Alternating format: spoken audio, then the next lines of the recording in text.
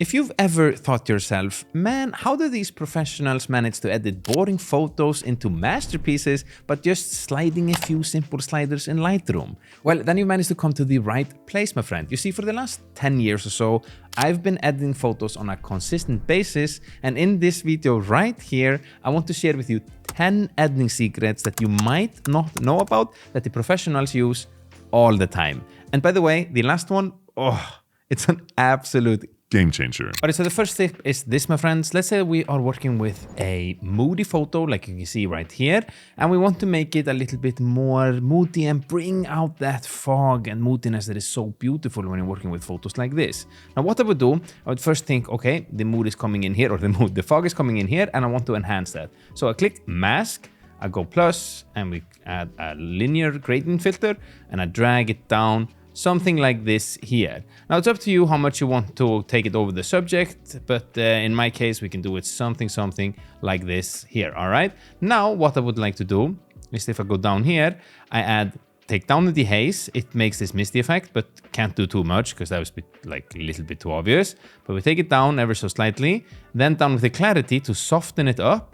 You can even take down the texture, and then the cool thing that you can also do is that with the tone curve, we can actually take up the black, so the blacks aren't as black, and this makes it a little bit gray and adds this fade to it. And look, if I take it all the way up, you can see what happens. This is obviously too much, but adding a slight fade to this is something that I really much enjoy. And then in my opinion is just playing with these three until I find a balance that I think looks absolutely sick. Now number two is something that I absolutely love to do, and that's this. So I'm working with this photo, and it's absolutely perfect to do it here because we are backlit. And what I would do now is that I would create a mask like this, and we create a linear gradient just like so. All right, so I'm covering the entire photo. Okay, this is good for the sake of the tutorial. Then what I would like to do is to drag down the clarity, and I'm softening the entire photo, softening the highlights, down with the texture a little bit, down with the dehaze just ever so slightly, and then I would even take up the exposure just a tiny bit, up with the whites tiny bit, and down with the highlights just a little bit. Now what I've done now is that I've softened the entire photo, and my aim is to create this dreamy glow effect, also known as the orton effect. Now it's not perfect here because then true orton effect only affects the highlight, and it's this beautiful filmic dreamy glow that I personally am a huge fan of. Now to be able to get it to just the highlights, what we need to do then is to do a little magic to the mask. So I click the mask right here, or you can right click the mask, and then you go to intersect with luminance range. Click that. Now basically what you're doing now is that you can take away, so the mask is just affecting the highlight. So by dragging up here, and if you click show the luminance range, you can see that now the mask is just affecting the highlight areas. You see, so this is so cool. And then you can also take this and you can fade it out. So if it's all the way here, it's like a hard stop, but here it's gradually becomes less and less, so it fades out, and this makes the effect that we just made, this soft dreamy glow effect, just affecting the highlights and then gradually to the shadows, really mimicking this dreamy glow effect, and I absolutely love this. Now number three is a fairly new slider that I think is such a nice addition to the Lightroom and all the magic that we can do here, and it's this. So in the tone curves, I'll just create a little S curve like this. We can do down with the shadows.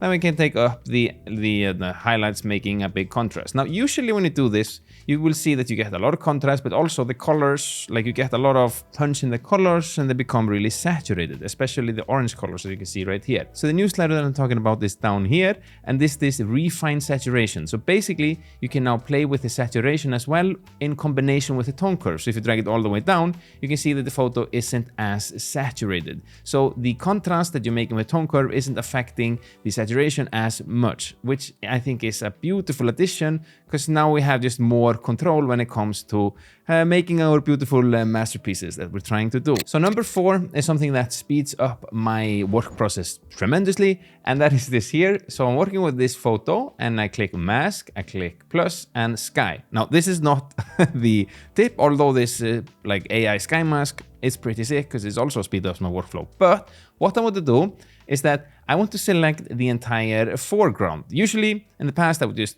do a brush and paint it here. But what I can do with the sky mask is just to simply right-click it and then go invert. And we have a pretty beautiful mask that is affecting our entire foreground. And now we can go and do all our changes like this here.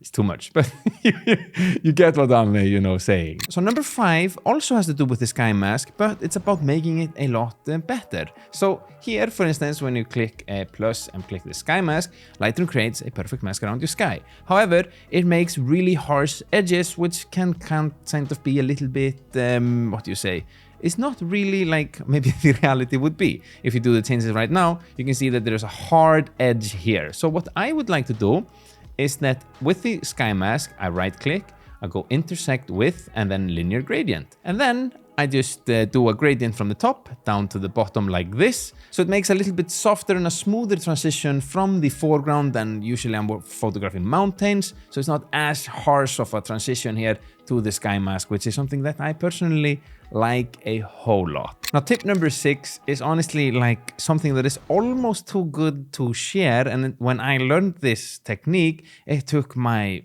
editing skills like instantly, I'm not even kidding, to new heights. And I'm gonna show you it in a second. First, I just want to show you guys that I recently made a brand new preset pack. This is like over 28 different presets that I use to edit all of my photos and all of the things that you see me post on social media. Now, personally, I think this is pretty smart how I've organized it. I have the creative presets, which are more of these stylized presets that are aimed to do like this. Not maybe one-click wonder. I don't really believe presets are to use that, but more stylized look. And then I have the foundational presets, which I personally use more to set a base tone, and then I can work out of it. For instance, here, I just click a base tone for the winter photos, and I mean, a few clicks later, the photo looks pretty nice. And then I also have some seasonal presets that I use for autumn photos, summer photos, and winter photos. A few portrait photos, because sometimes I take, portraits as well. And then I also have these overlays, which are something that I absolutely love. If I want to have a dreamy glow effect, I basically just click the dreamy glow and we get that, like I showed you in the beginning. And just to show you, for this photo here, I just click Golden Dream, and we get a beautiful base tone. And I usually don't like to mess with my white balance in the presets, because photos, are different how the white balance is based on the lighting condition that you find yourself in. But afterwards, I would just add this up a little bit, and then maybe take up the shadows ever so slightly, and boom. I mean, this looks pretty good, and this didn't take a whole lot of time. And personally, I use presets to ensure like a base tone and same tones to my photos, and then to speed up my workflow tremendously. This is taking me like years to create. It's my first preset pack that I release in many years, and I'm extremely happy with it. So in the description you can find a link which should take you to this pack. If you buy it, you not only get some sick looking presets that I use, but also you support me at the same time. So I really much appreciate it. Now, my friends, let's go to tip number 6. Now, number 6, when I'm working with a photo, like you see here, what I like to do is to click the mask. I click plus and I go to a gradient filter, and then I'm a lot of mask on this photo, as you can see. I like mask a whole lot. That is not a secret. No secret, okay? But I make a mask like this, and my aim is to put it just on the sunset itself. And this is great when I'm shooting into the sun in a beautiful, in a sunset environment. So what I'm doing really, I feather it out quite a lot. So you can see here what I'm doing. I'm feathering this out like this.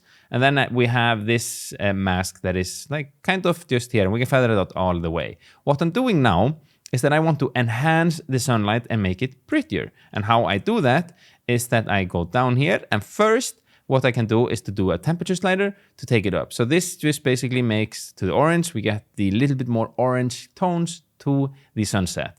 All right. Then what I would like to do is I go down here and drag the dehaze slider just down ever so slightly. What that does is just makes the it makes the sunset become a little bit more softer and a little bit mist to it, which I think is really pretty. But too much and it obviously looks whack. So it's all about the subtle movements here. So we do it ever so slightly, down with the clarity tool to make it bloom a little bit. But what I tend to do when you do this is you lose a little bit of the oomph and color. So to reintroduce that, I usually take up the contrast just a little bit. And then it's just a balance of playing with the temperature slider, and maybe you can play with the saturation if that is something that you desire. All right, so tip number 7, I think it's 7 we are. I hope so. Last time I did a video like this, I made a total mistake there somewhere and I got some comments. So if you want to roast me, you can do that. But anyhow, I think we're on tip number 7. And that is a little like technique I use to make my photos more 3-dimensional. And what I mean by that is it's perfect when you have a subject like this. So let's say I want to make this photo more 3-dimensional because that is pretty sick. So I'll go up to mask and I click plus, and then I go to select background. Now what this does, it just selects the entire background and leaves out the subject. Now what I would like to do then is to click on it, right click, go intersect with mask, and then linear gradient.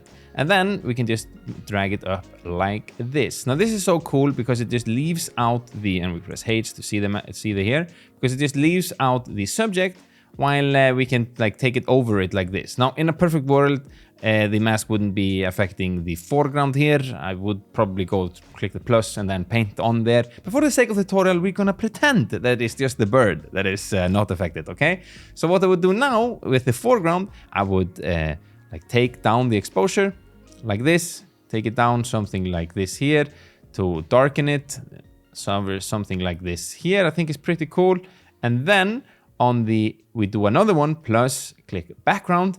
And this time we click right click, we go intersect with mask, linear gradient, but we take it from the top all the way down like this. And from the top, I would like to brighten it up. So usually I do a little bit of exposure, but I'm a big fan of using the D-high slider. This is if we do it like really intensely, but we take it down like this, down with the clarity a little bit, and then maybe down up with the whites a tiny bit, and we can take down the highlights just to compensate for that. And there are multiple times where I personally find myself using this technique because it's just such a simple way to, again, make the photos more 3-dimensional and give that pop factor, that, you know, oomph that we're all looking for. Now, number 8 is a really cool technique that I find myself using from time to time. So this is maybe not the best photo to show it in, but I want to do it anyway. So stick with me, okay? So here, let's say that I want to change the color of just this shoe here, and we can see it yellow. Now, the problem if we want to do that in Lightroom is that if you want to change the yellow hue and we take it down, it's going to change the yellow hue everywhere. And that's why usually it's better to go to Photoshop, unless you know what I'm about to show you right now. So what you can do is to click mask once again. Yes, I love mask. And then we can create a mask around this here. So I click brush and make sure to have the auto mask on, and then we just brush this right here. I would probably refine this and make this better, but for the sake of the tutorial, my friends, you don't want to sit there all night long with me, although we're having a good time, me and you, then we just leave it as this right now. Now, what I would do then to change this is that there are two things that you can play with. You can either play with the hue right here.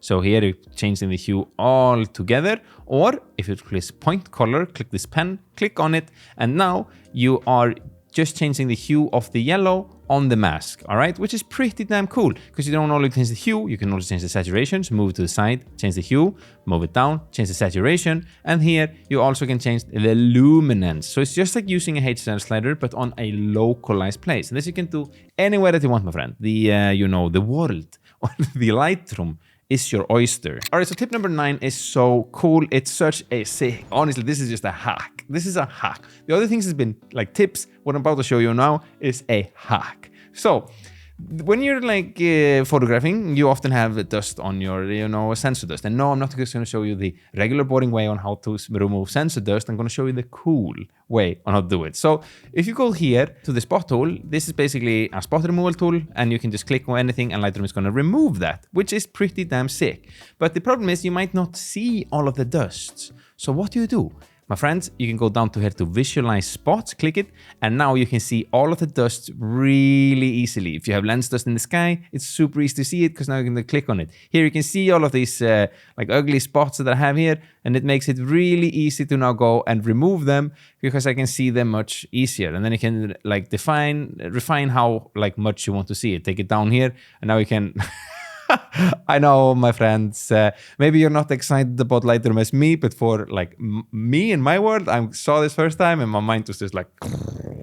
And then I got incredibly happy. Number 10, my friends, is without a doubt one of the biggest game changers that I've had recently to my editing game, and that is this here. So as you can see, and as you've noticed, and those of you who follow me and noticed this if you watched the video until now, you see that I like to use a whole lot of masks. Now, creating all of these masks takes a little bit of time. And I also find myself doing the same masks over and over again. So what you can do is that you know that you have a mask that you use a whole lot, like darkening the foreground or brightening the sky or brightening one corner or another corner or brightening the center, is that you can actually create presets out of it, making so-called overlay presets. So as you can see in my preset pack, I have here brightening sky. We can do also here the center pop, which is brightening the middle. But the cool thing is that when you use a preset out of it, is that if you click it, now you can then manipulate the intensity or the amount of the preset. So if this is too much like this, you can just take it down, making this entire process much faster. I think this is like 3 different masks. You can see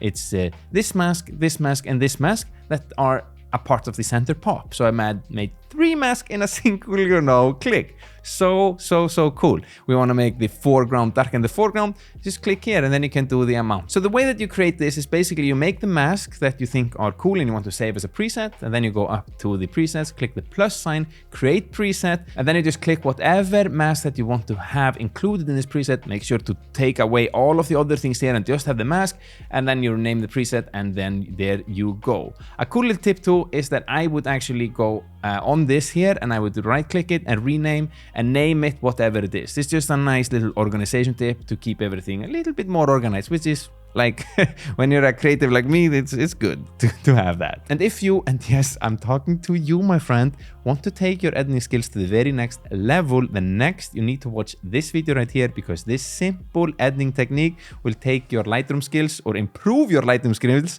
by 99%.